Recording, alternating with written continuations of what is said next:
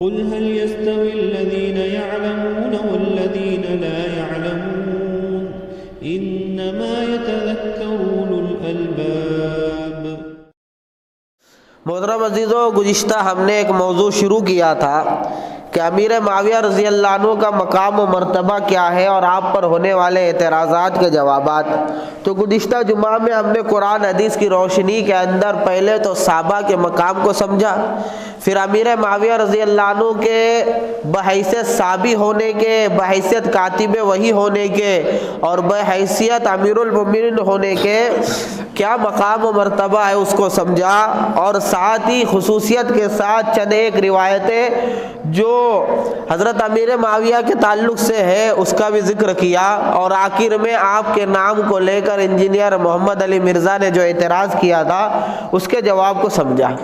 آج ہم اسی سلسلے کو آگے بڑھاتے ہیں، قبل اس کے کہ حضرت امیر معاویہ پر ہونے والے اعتراضات کے جوابات کو ہم جاری رکھیں۔ صحابہ کی عظمت میں اور صحابہ کی فضیلت کو سمجھنے کے لیے، تاکہ امیر معاویہ رضی اللہ عنہ کا بھی اور تمام صحابہ کا مقام و مرتبہ پھر سے ہمارے ذہن میں ملحوظ رہے، ایک روایت آپ کو سناتا ہوں۔ ترمذی شریف کی روایت ہے، ترمذی میں حدیث نمبر 2165 ہے۔ حضرت عبداللہ بن عمر رضی اللہ عنہ فرماتے ہیں کہ ایک مرتبہ میرے والد یعنی حضرت عمر رضی اللہ عنہ مقام جابیہ میں ممبر پر کھڑے ہوئے، اور ممبر پر کھڑے ہوئے خطبہ دینے کے لیے، اور خطبے کے دوران فرمایا کہ اے لوگو، یا ایھا الناس، اے لوگو، میں تمہارے درمیان ایسا ہی کھڑا ہوں جیسا کہ رسول اللہ صلی اللہ علیہ وسلم ہمارے درمیان کھڑے ہوئے تھے، اور آپ نے فرمایا تھا اوصیکم باصحابی ثم الذین یلونہم ثم الذین یلونہم ثم الذین یلونہم، کہ اے لوگو، میں تمہیں اپنے صحابہ کی پیروی کی وصیت کرتا ہوں، تم کو وصیت کرتا ہوں کہ تم کیا کرو، میرے صحابہ کی پیروی کرو، میرے صحابہ کی اتباع کرو، اور میرے صحابہ کے بعد ثم الذین یلونہم، جو ان کے بعد آئے، اور صحابہ کے بعد آنے والے کو صحابہ کے شاگرد تابعین، ثم الذین یلونہم، اور ان کے بعد آنے والے، اور ان کے بعد آنے والے یعنی تبع تابعین۔ یہ تین طبقے، ان تین طبقوں کی فضیلت بیان کرنا مقصود تھا اور ان کے مقام و مرتبے کو بتانا مقصود تھا۔ لہذا دوسری روایت کے اندر بھی ہے خیر القرون قرنی ثم الذین یلونہم ثم الذین یلونہم، کہ اللہ کے نبی نے فرمایا سب سے بہترین زمانہ میرا ہے، اور ظاہر سی بات ہے نبی کے وجود کے ساتھ صحابہ کا وجود بھی تھا، پھر اس کے بعد کا زمانہ یعنی صحابہ کا زمانہ، تابعین کا زمانہ۔ تو اس روایت کے اندر بھی اللہ کے نبی فرما رہے ہیں کہ میں تمہیں کیا کرتا ہوں، وصیت کرتا ہوں کہ تم پیروی کس کی کرو، بولو صحابہ کی۔ پیروی کس کی کرو، صحابہ کی۔ پھر اس کے بعد جو صحابہ کے بعد آئے، صحابہ کے بعد آنے والے کون، تابعین، ان کے بعد آنے والے تبع تابعین۔ لہٰذا یہ روایت بھی بتاتی ہے کہ صحابہ کے خلاف زبان کھولنا، صحابہ کے خلاف کوئی لفظ زبان سے نکالنا اور بدعقیدگی پالنا، یہ بالکل اسلام میں جائز اور روا نہیں ہے۔ اس کے بعد اللہ کے نبی صلی اللہ علیہ وسلم نے یہ نصیحت کرنے کے بعد پھر آنے والے فتنوں کو کی طرف اشارہ کرتے ہوئے چند باتوں کا ذکر فرمایا، اور فرمایا اس کے بعد ہوگا کیا، دیکھو اس کے بعد ہوگا یہ یفش الکذب، جھوٹ پھیل جائے گا، یعنی لوگوں میں جھوٹ بولنے کی ایسی عادت پڑ جائے گی کہ ایک آدمی اپنی بات میں بلا وجہ قسم کھائے گا، حالانکہ قسم کا مطالبہ اس سے لے کیا گیا۔ بھائی جب آدمی کو کسی کے بات پر یقین نہیں ہوتا ہے تو بات پر یقین لانے کے لیے اور بات کو مضبوط کرنے کے لیے سامنے والے سے قسم کا مطالبہ کیا جاتا ہے کہ بھائی تو قسم کھا، اور قسم کھا کر اپنی بات کہے۔ تو سامنے والا مطالبے پہ قسم کھاتا ہے، اس کو کہتے ہیں قسم کا مطالبہ کرنا۔ اور ایک آدمی جو ہے نا جھوٹا ہوتا ہے، کیا ہوتا ہے، جھوٹا ہوتا ہے، اور اس کو معلوم ہے کہ میرے جھوٹ کو پسند نہیں کیا جائے گا، اس لیے وہ آگے بڑھ کے اپنی بات کو مضبوط کرنے کے لیے کچھ باتیں کہتا ہے یا قسم کھاتا ہے۔ جیسے واقعہ ہے نا سورہ یوسف کے اندر کہ یوسف علیہ السلام کے بھائیوں نے کہا کہ یوسف کو ہمارے ساتھ بھیجو، بھیج دیے ان کے ساتھ، بھیج دیے، انہوں نے گئے کنویں میں ڈال دیا، کنویں میں ڈالنے کے بعد کیا کیا کہ ان کے کپڑوں کو لیا اور کپڑوں کے اوپر جو ہے خون کے قطرے لگائے اور آ کر کہنے لگے ابا دیکھو ہم کیا کر رہے تھے، ہم کھیلنے میں لگے تھے، وہ ترک یوسف عند متاعنا، ہم نے یوسف کو اپنے سامان کے پاس رکھا، فاکلہ الذئب، اس کو بھیڑیے نے کھا لیا۔ اور پھر آگے وہ خود کہتے ہیں آپ تو ہماری بات ماننے والے ہیں نہیں۔ تو یہ جھوٹوں کی عادت ہوتی ہے کہ اپنی بات کو منوانے کے لیے چند ایک جملے ایکسٹرا اپنی طرف سے کہہ لیتا ہے، جیسے یوسف علیہ السلام کے بھائیوں نے کہا تھا کہ حضرت یعقوب سے اپنے باپ سے کہ آپ تو ہماری بات ماننے والے ہیں نہیں۔ تو ایسا ہی ایک جھوٹا وہ ہوتا ہے جو اپنی بات کو سچ ثابت کرنے کے لیے کچھ ایکسٹرا باتیں کہتا ہے یا قسم کھاتا ہے، اللہ کی قسم، اللہ کی قسم، اس کی قسم، اس کی قسم، میری ماں کی قسم۔ تو یہ جھوٹی قسم کھانے والے یہ اللہ کو ناپسندیدہ ہے۔ تو فساد اور جھوٹ کے عام ہونے کی دلیل اور علامت کیا ہوگی؟ اللہ کے نبی فرما رہے ہیں کہ لوگ بغیر قسم کے مطالبے کے قسم کھائیں گے۔ اور کسی نے کہا ہے نا کیا گناہوں سے بچ سکتے بھلا صبح شام جو قسمیں کھاتے ہیں۔ قسم کھانے والے، قسم کھانے والے یہ گناہوں سے نہیں بچ سکتے۔ قسمیں جو صبح شام کھاتے ہیں ان کے چہروں پہ نور ناممکن جو رزق حرام کھاتے ہیں، جو رزق حرام کھاتے ہیں، کیا گناہوں سے بچ سکتے ہیں بھلا قسمیں جو صبح شام کھاتے ہیں ان کے چہروں پہ نور ناممکن جو رزق حرام کھاتے ہیں۔ تو یہ علامت ہوگی۔ دوسری علامت کیا ہوگی؟ دوسری علامت یہ ہوگی کہ آدمی جھوٹی گواہی دے گا بغیر گواہ طلب کیے ہوئے۔ معاملہ کیا ہوتا ہے کہ کسی نے کسی کے بارے میں کچھ خبر دے دی کہ فلاں عبداللہ نے یہ کام کیا، یا کسی نے دعویٰ کر دیا کہ بھائی جو یہ معاملہ میرے ساتھ ایسا ہوا یا چیز میری ہے، تو سامنے والے کے لیے ضروری ہوتا ہے کہ اس کے اوپر گواہ طلب کرے۔ تو گواہ طلب کرنے کے بعد معاملہ درست کیا جاتا ہے۔ لیکن جھوٹا آدمی کیا کرتا ہے؟ جھوٹا آدمی پہلے سے گواہ تیار کر لیتا ہے اور جھوٹی گواہی دے دیتا ہے۔ جھوٹی کیا کرتا ہے بولو؟ جھوٹی گواہی دے۔ تو اللہ کے نبی صلی اللہ علیہ وسلم نے یہ دوسری علامت بتائی جھوٹ کے عام ہو جانے کی، کہ جھوٹ عام ہو جائے گا کہ لوگ بغیر گواہ طلب کیے ہوئے گواہی دیں گے، جھوٹی گواہی دیں گے۔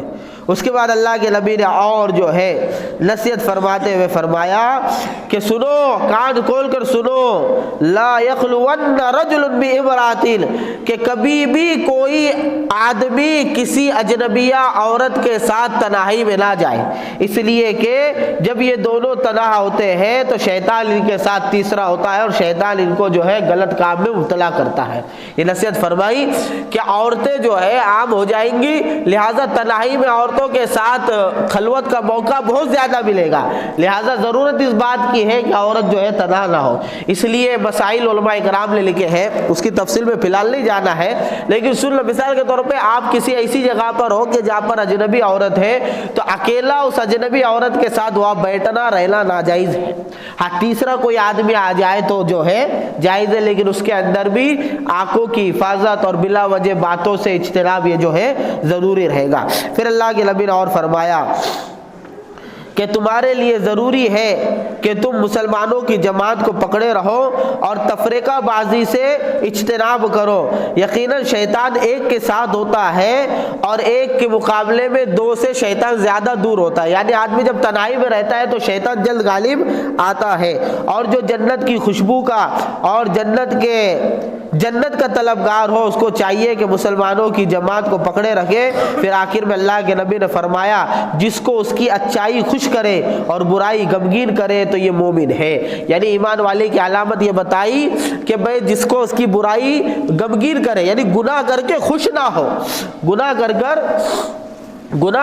خوش نہ ہو، گناہ کر کر غمگین ہو جائے، دل بے چین ہو جائے کہ میں نے یہ گالی دی ہے، میں نے یہ نماز چھوڑی ہے، میں نے یہ گناہ کیا ہے، مطمئن نہ ہو، اور نیکی سے مطمئن ہو کہ اللہ نے توفیق دی اور نیکی کرنے کے بعد اب اس کو اندر سے اطمینان اور سرور مل رہا ہے، عبادت اس کو بوجھ نہیں معلوم ہو رہی ہے، تو یہ دلیل ہے اس بات کی کہ یہ پکا مومن ہے۔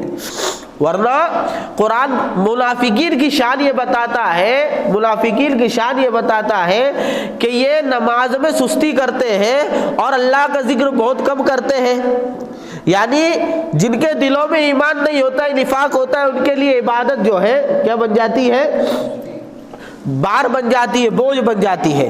اور قرآن کہتا ہے کہ نماز بہت بھاری چیز ہے، الا علی الخاشعین، مگر وہ لوگ جن کے دلوں میں خشوع و خضوع ہے ان کے لیے نماز کوئی بوجھ نہیں. تو پتہ یہ چلا کہ عبادت کا بوجھ معلوم ہونا یہ کمزور ایمان کی دلیل ہے، منافقت کی علامت ہے.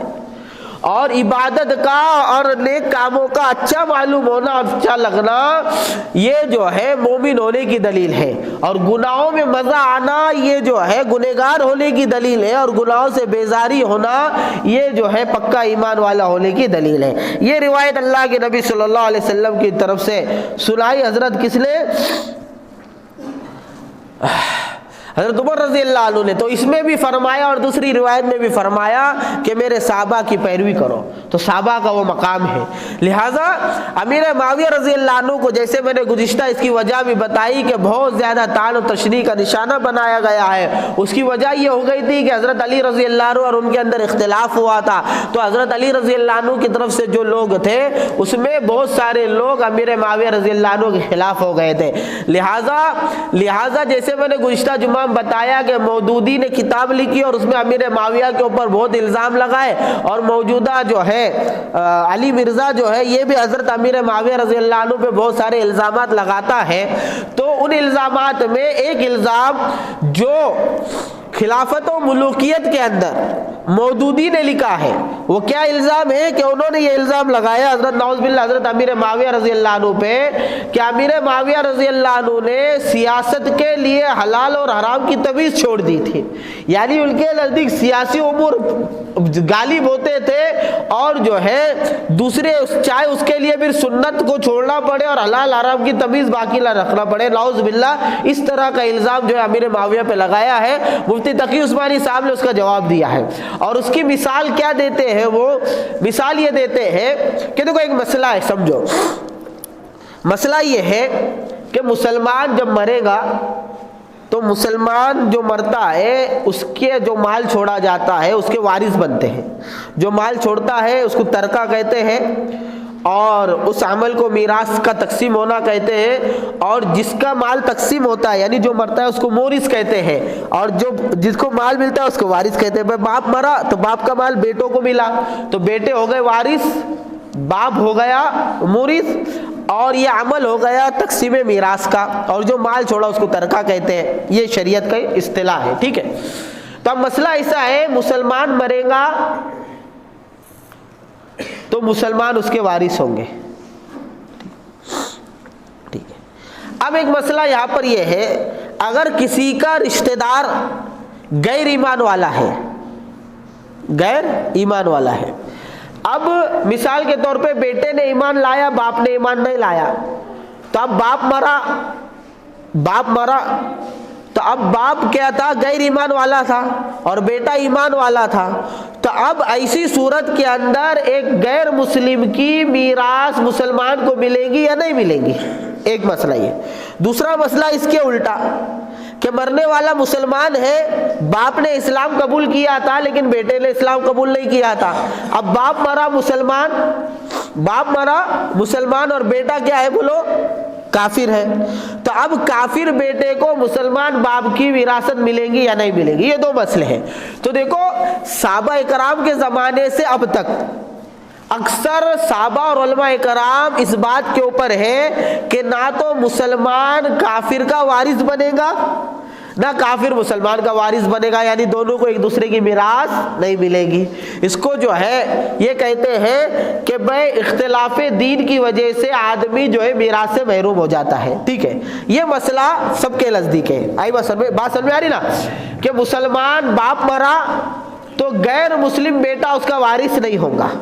اس کے برعکس غیر مسلم باپ مرا تو مسلمان بیٹا اس کا وارث نہیں ہوگا. یہ مسئلہ سب کے نزدیک ہے. لیکن یہ ایسا مسئلہ ہے جو صحابہ کرام کے زمانے سے مختلف فی ہے یعنی بعض صحابہ کی رائے الگ ہے، بعض صحابہ کی رائے الگ ہے. ٹھیک ہے. یہ مسئلہ ہے.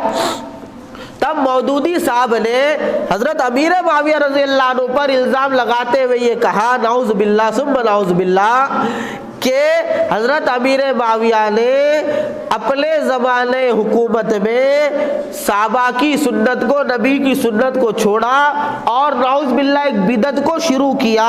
और वो बिदत ये थी कि ये मुसलमान वारिस को काफिर मोरिस का वारिस बनाते थे।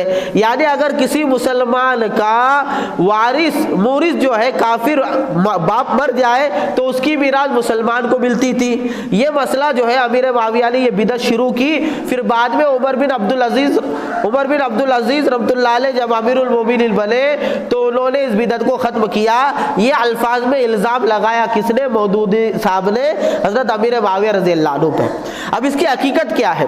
हकीकत ये है कि जैसे मैंने बताया मसला तो अल्लाह के नबी के ज़माने से, सहाबा के ज़माने से ऐसा था कि भाई ना तो काफिर बाप की मीरास तकसीम होगी, ना जो है मुसलमान बाप की मीरास काफिर बच्चों को मिलेगी। लेकिन ये मसला सहाबा के दरमियान से मुख्तलफ ही था, लिहाजा अक्सर सहाबा इकराम इस बात के ऊपर थे। हज़रत अबू बकर सिद्दीक की भी यही राय थी, हज़रत उमर की भी यही राय थी, हज़रत अली की और हज़रत उस्मान की भी यही राय थी। लेकिन सहाबा में एक बड़े सहाबी है हज़रत मुआज़ बिन जबल रज़ी अल्लाह अन्हु। मुआज़ बिन जबल रज़ी अल्लाह अन्हु वो सहाबी है जिनके बारे में खुद अल्लाह के नबी ने फरमाया कि आलमुहुम बिल हलाल वल हराम मुआज़ बिन जबल, कि मेरे सहाबा में हलाल हराम का सबसे ज़्यादा जानने वाला वो मुआज़ है, मुआज़ बिन जबल है। तो हज़रत मुआज़ बिन जबल रज़ी अल्लाह अन्हु की राय ये थी और उनका मसला ये था कि अगर कोई गैर मुस्लिम बाप मर जाए और उसकी औलाद मुसलमान हो तो उसको उसकी मीरास मिलेगी, इसके उल्टा नहीं होगा। यानी मुसलमान मर रहा है बाप और औलाद काफिर है तो काफिर औलाद को माल नहीं मिलेगा। लेकिन अगर बाप गैर मुस्लिम है और मर रहा है और औलाद मुसलमान है तो उसकी मीरास उसको मिलेगी। और यही मसला अमीर मुआविया रज़ी अल्लाह अन्हु का भी था। सहाबा में से दो और ताबईन में से हसन बसरी रहमतुल्लाह अलैह, हज़रत मसरूक रहमतुल्लाह अलैह, मोहम्मद बिन हनफिया रहमतुल्लाह अलैह, इसी तरह और जो है ताबईन थे जो इस मसले के ऊपर थे। यानी जिस तरह इमाम के पीछे सूरह फातिहा पढ़ना है या नहीं पढ़ना है तो दो राय है सहाबा की, ठीक है। आमीन जोर से कहना है कि आहिस्ता कहना है तो दो राय है सहाबा की दो राय है, ठीक है। बात समझ में? रफ़े यदैन करना है या नहीं करना है तो सहाबा की दो राय है, सहाबा की दो राय। ऐसे सैकड़ों मसाइल है कि जिसके अंदर सहाबा का इख्तिलाफ होता है। तो उन्हीं इख्तिलाफी मसाइल में से एक मसला ये भी था कि काफिर बाप का मुसलमान वारिस बनेगा या नहीं बनेगा। तो इसमें अक्सर सहाबा इस बात पर थे कि कोई वारिस नहीं बनेगा, चाहे मुसलमान बाप हो या गैर मुस्लिम बाप हो, दोनों सूरतों के अंदर मीरास तकसीम नहीं होगी। लेकिन मुआज़ बिन जबल फरमाते थे कि देखो हदीस के अंदर आया है, क्या हदीस के अंदर आया है? अल्लाह के नबी ने फरमाया अल इस्लामु यज़ीद वला यनकुस, के हुकूक में इस्लाम ज्यादती करता है, कभी नहीं करता। लिहाजा बाप काफिर है, बेटा कभी काफिर है, लेकिन बेटा मुसलमान हो गया तो अब इस हदीस के रूह से इस्लाम की वजह से बेटे के हुकूक में ज्यादती होनी चाहिए। लिहाजा बाप काफिर मर रहा है उसके बावजूद बेटे को मीरास मिलेगी। ये मसला था मुआज़ बिन जबल का और अमीर मुआविया रज़ी अल्लाह अन्हु का और ताबईन में भी बहुत सारे लोगों का। तो अब खुलासे कलाम ये हुआ कि जिस तरह और बहुत सारे इख्तिलाफी मसाइल हैं उनमें एक मसला ये भी था काफिर के मीरास का। तो ये मसले को मुआज़ बिन जबल रज़ी अल्लाह अन्हु के साथ साथ अमीर मुआविया रज़ी अल्लाह अन्हु ने भी इख्तियार कर दिया। लिहाजा उनके ज़माने खिलाफत के अंदर मसला यही होता था कि अगर कोई बाप गैर मुस्लिम मर रहा है और उसकी जब मीरास तकसीम होती थी तो मुसलमान औलाद को उसकी मीरास मिलती थी। लेकिन अगर कोई मुसलमान बाप मर रहा है और उसकी औलाद अगर काफिर है तो उसको उसकी मीरास नहीं मिलती थी, ये मसला था। आई बात समझ में? ये मसला था किसके जमाने में? हजरत अमीर मुआविया। तो अब चूंकि मौदूदी साहब ने حضرت امیر معاویہ رضی اللہ عنہ سے بغض نکالنا تھا، دشمنی ظاہر کرنی تھی، اس لیے اس عمل کو امیر معاویہ رضی اللہ عنہ کے اوپر الزام لگاتے ہوئے کہا کہ امیر معاویہ نے یہ بدعت کو قائم کر دیا اور آپ کے اوپر بدعتی ہونے کا الزام لگایا۔ حالانکہ ایسا نہیں ہے، اگر امیر معاویہ رضی اللہ عنہ نے اگر یہ بدعت اختیار کی تو معاذ بن جبل رضی اللہ عنہ اتنے بڑے حلال و حرام کے جاننے والے، ان کا بھی یہی مسئلہ تھا۔ تو انصاف کا تقاضا تو یہ تھا کہ نعوذ باللہ اگر امیر معاویہ نے بدعت اختیار کی تو معاذ بن جبل نے بھی اختیار کی، لیکن انہوں نے معاذ بن جبل پہ کوئی اعتراض نہیں کیا، کوئی الزام نہیں لگایا۔ اور تابعین کے اندر حسن بصری رحمۃ اللہ علیہ جیسے جلیل القدر تابعی اور سعید ابن المسیب جیسے جلیل القدر تابعی اور محمد بن حنفیہ جیسے اور مسروق جیسے بڑے بڑے تابعی نے بھی جو ہے یہ مسئلہ اختیار کیا، لیکن ان کے اوپر الزام نہیں لگا۔ مسئلہ یہ ہے کہ امیر معاویہ رضی اللہ عنہ کے خلاف جو ہے دشمنی کا اظہار کرنا تھا، اس لیے صرف امیر معاویہ پہ الزام لگا۔ اس کو آسان کر کے میں سمجھاتا ہوں معاملہ ہوا کیا۔ مثال کے طور پر ایک اندھا ٹیچر ہوتا ہے، اس کو ایک بچے پہ بہت غصہ آتا کسی بھی وجہ سے، کسی بھی ہو سکتا کہ ٹیچر برہمن ہو اور اسٹوڈنٹ کیا ہو دلت ہو بیچارہ، تو دلت کے اوپر تو غصہ آتا نا ان کو۔ تو اب کیا ہوا، 8 بچوں نے ایک کام کیے، کلاس میں لیٹ آئے، تو اب اس نے کیا کیا، 7 کو چھوڑا اور یہ دلت کو پکڑا اور خوب گھمایا اور الزام کیا لگا رہا، لیٹ آیا، ٹھیک ہے۔ تو جب اس سے پوچھا گیا، ہیڈ ماسٹر نے پوچھا کہ بھئی تم نے اس بچے کو اتنا کیوں مارا، تو کہا کہ بھئی یہ کیا تھا، کلاس میں لیٹ آیا۔ تو اب اس کی طرف سے وکیل کہنے لگا اور یہ خود کہنے لگا کہ اگر لیٹ آنا گناہ تھا تو میرے ساتھ اور 7 بچے بھی تھے جو لیٹ آئے تھے، تو آپ نے صرف جو ہے مجھے کو کیوں مارا یا اسی بچے کو کیوں مارا؟ تو تحقیق کرنے پہ پتا چلا کہ ٹیچر کو اس کے دلت ہونے کی وجہ سے اس پر غصہ آتا تھا، اس کے دل میں اس کی عظمت نہیں تھی، اس لیے اس نے اس کے خلاف بات کہی۔ تو یہی معاملہ ہے کہ معاذ بن جبل رضی اللہ عنہ بھی یہی کہہ رہے ہیں کہ کافر باپ کا مسلمان بیٹا وارث بنے گا، امیر معاویہ بھی یہی کہہ رہے ہیں، سعید ابن المسیب بھی یہی کہہ رہے ہیں، حسن بصری رحمۃ اللہ علیہ بھی یہی کہہ رہے ہیں، مسروق رحمۃ اللہ علیہ بھی کہہ رہے ہیں، لیکن اعتراض کرنے والے مودودی صاحب اور دوسرے ان کی پارٹی کے لوگ، ان کو صرف امیر معاویہ رضی اللہ عنہ سے غصہ ہے، اس لیے الزام صرف کس پہ لگ رہا ہے، امیر معاویہ پہ۔ یہ اپنی مثال تو غلطی کی ہو گئی، حقیقت میں یہ غلطی تھی نہیں۔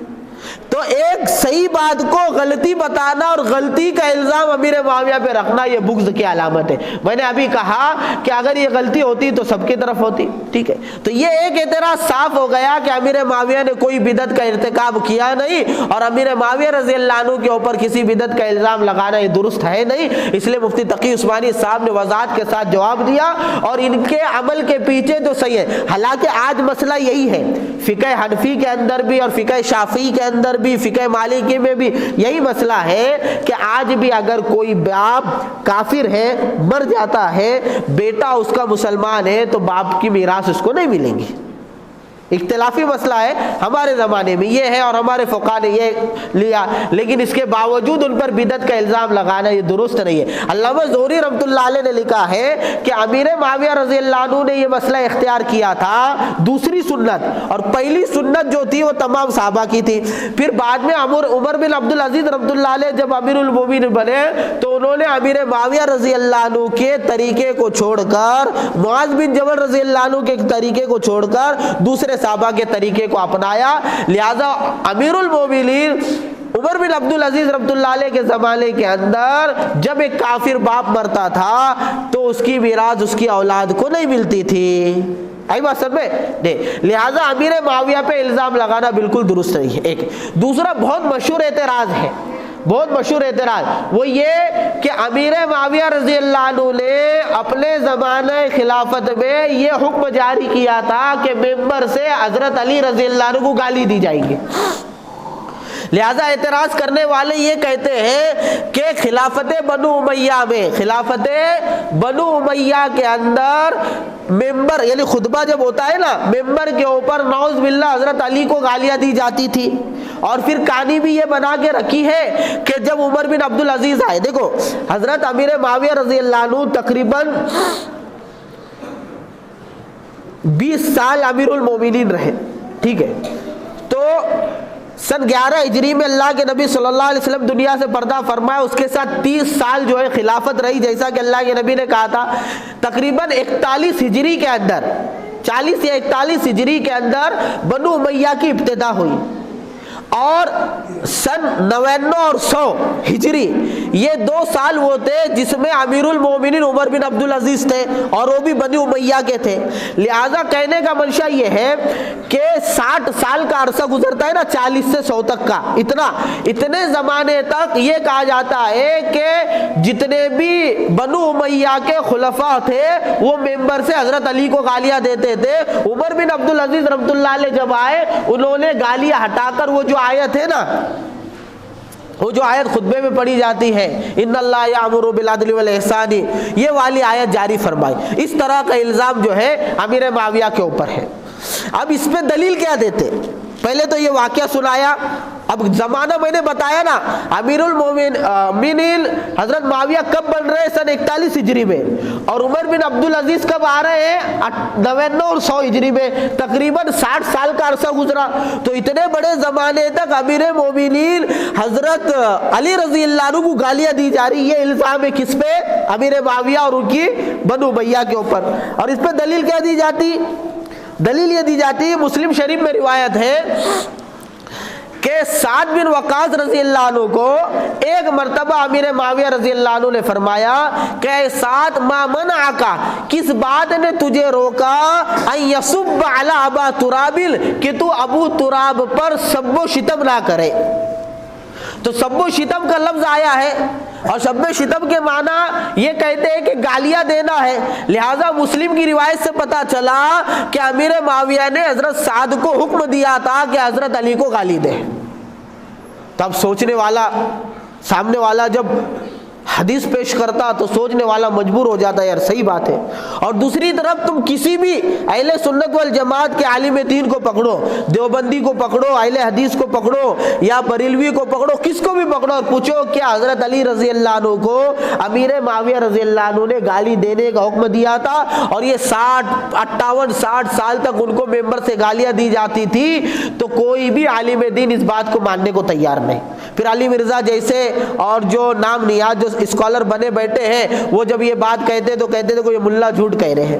تو اب حقیقت کیا ہے؟ حقیقت تو دیکھو اصل میں نا لفظ کا کھیل رہتا، جیسے پچھلے جمعہ کے اندر میں نے لفظ معاویہ کے 2 مطلب بتایا، تو اچھا مطلب چھپایا اس نے اور برا مطلب بتایا، ٹھیک ہے۔ تو سبا یا سبو کے معنی عربی میں آتے ہیں گالی دینا، ایک اپنی رائے کو غالب بتانا، اپنی رائے کو اچھا بتانا، نمبر 2 دوسرے کی رائے کو کاٹنا، یہ سب اس کے معنی آتے ہیں۔ کسی کا تنقید کرنے کو بھی سب کہنا کہتے ہیں۔ اس لیے ایک روایت میں ہے اللہ کے نبی صلی اللہ علیہ وسلم دعا کر رہے، دیکھو اے اللہ جس کسی بھی مسلمان کو اسبہ میں نے سب و شتم کیا ہو، اس کو تو اس کے نام اعمال میں اجر کی شکل عطا فرما۔ یعنی اگر میں نے کسی زمانے میں کسی مومن بندے کو سب و شتم کیا ہو تو میرا یہ سب و شتم کرنا اس کے لیے اجر کا ذریعہ بن جائے۔ یہ اللہ کے نبی دعا کر رہے ہیں، اور دعا کے اندر لفظ استعمال کر رہے ہیں سب کا۔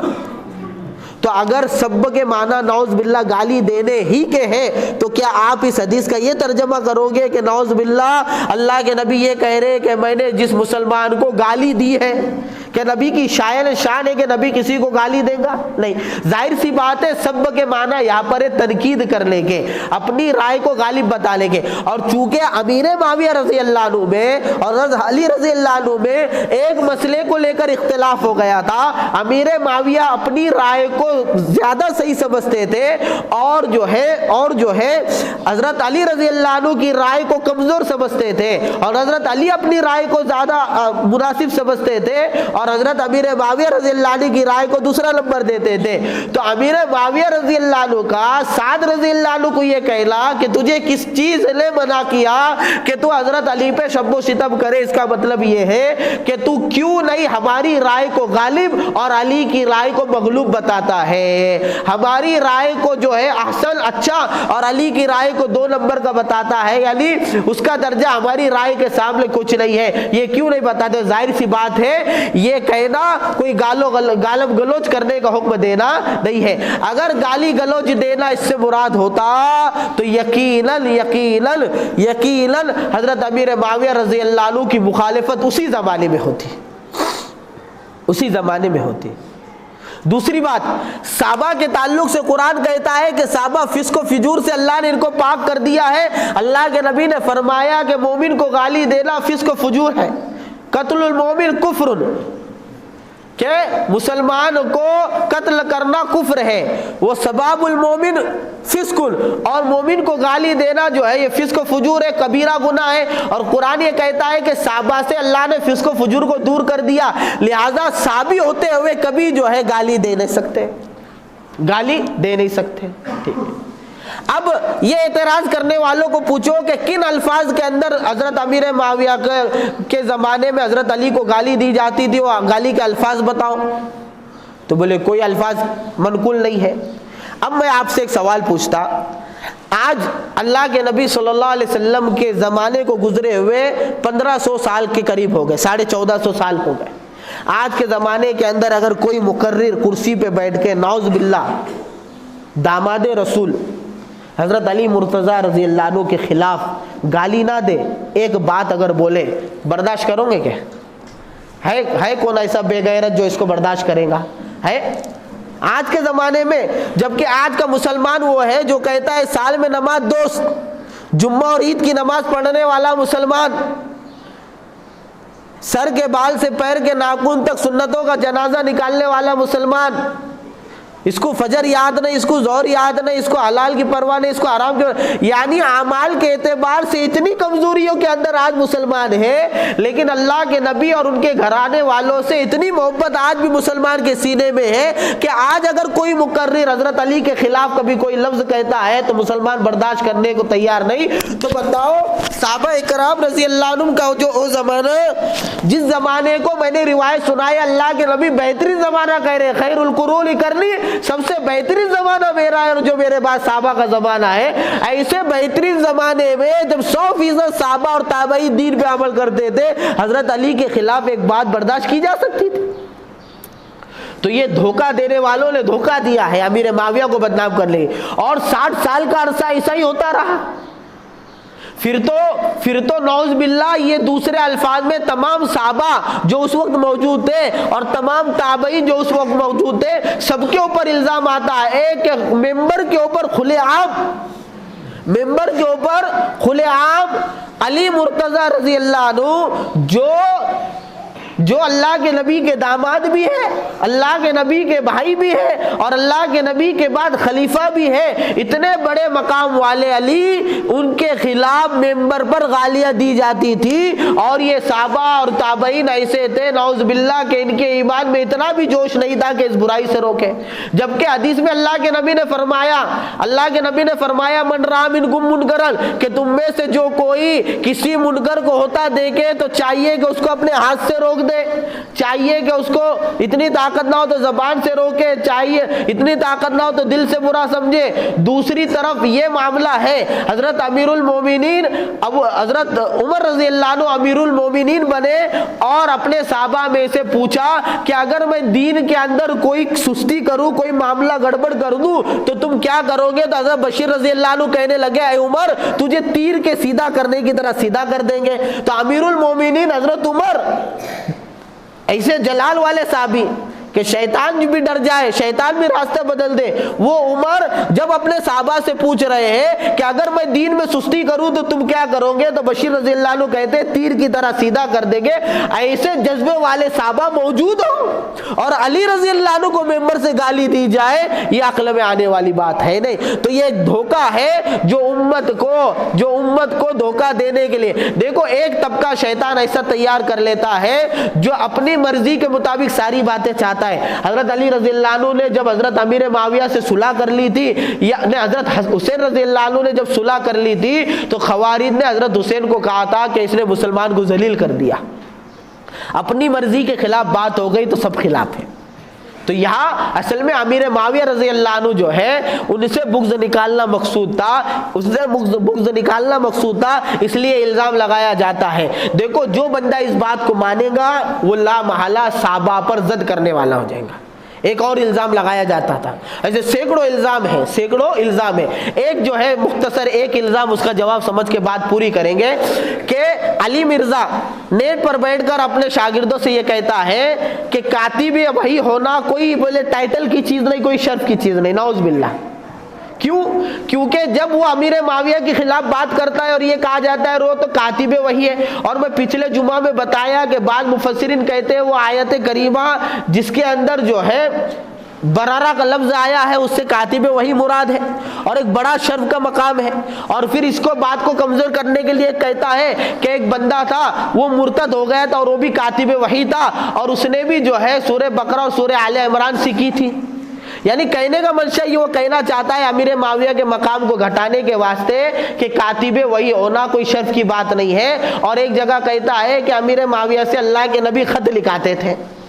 تو اب بات کو سمجھو، کاتب وحی ہونا یہ اسلام میں بڑے مقام کی بات ہے. جیسے مسلمان ہونا ایک شرف کی بات ہے، مسلمان میں صحابی ہونا دوسرے شرف کی بات ہے، پھر صحابی میں خلیفہ ہونا، خلیفہ راشد ہونا یہ بڑے شرف کی بات ہے. اسی طرح عشرہ مبشرہ ہونا یہ الگ شرف کی بات ہے. اسی طرح اہل بیت سے ہونا یہ الگ شرف کی بات ہے. اسی طرح سابقون اولین ہونا یہ الگ شرف کی بات ہے. تو اسی طریقے سے کاتب وحی ہونا یہ بھی ایک ٹائٹل اور ایک جو ہے بڑے شرف کی بات ہے. یہ اہل سنت والجماعت کا اجماعی جو ہے عقیدہ ہے. ٹھیک ہے، لہذا حضرت امیر معاویہ رضی اللہ عنہ کو صحابیت کا مقام بھی حاصل ہے اور صحابہ میں سے جن لوگوں کو کاتب وحی ہونے کا مقام حاصل تھا امیر معاویہ کو مقام بھی حاصل ہے.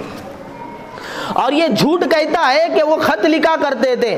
تو ادھر قرآن یہ کہتا ہے کہ زبان رسول سے جو بات نکلتی ہے وہ وحی ہوتی ہے. وما ينطق عن الهوى ان هو الا وحی یوحى. لہذا حضرت امیر معاویہ رضی اللہ عنہ چاہے قرآن لکھے تب بھی وحی کے لکھنے والے ہیں اور چاہے اللہ کے نبی کا خط لکھے تب بھی وحی کے لکھنے والے ہیں. لہذا قرآن بھی وحی ہے اور اللہ کے نبی کے احادیث بھی وحی ہے.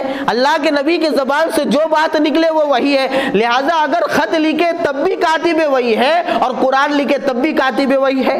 لہذا یہ الزام لگانا کہ کاتب وحی ہونا کوئی شرف کی بات نہیں ہے، یہ سارے صحابہ پر الزام آتا ہے جو کاتب وحی ہے. تو اب بات کو سمجھو، اگر کوئی مسلمان ہو جائے اور مسلمان ہو کے مرتد ہو جائے اور آدمی یہ کہے کہ بھائی مسلمان ہونا کون سے ٹائٹل کی بات ہے اور کون سے شرف کی بات ہے، تو نعوذ باللہ یہ بات درست ہے. اگر کوئی بندہ کاتب وحی ہونے کے باوجود مرتد ہو جائے، کاتب وہی ہونے کے بعد مرتد ہو جائے تو بھائی یہ بات کہی جائیں گی کہ بھائی اس نے مرتد ہو کر اپنا نقصان کیا، لیکن یہ بات تو نہیں کہی جائیں گی نا کہ بھائی یہ شرف کی بات نہیں تھی.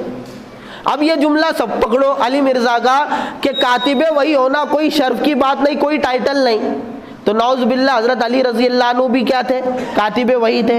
اس کے علاوہ دوسرے صحابہ بھی کاتب وحی تھے. تو کسی صحابی کو کاتب وحی ہونے کا کوئی شرف حاصل نہیں.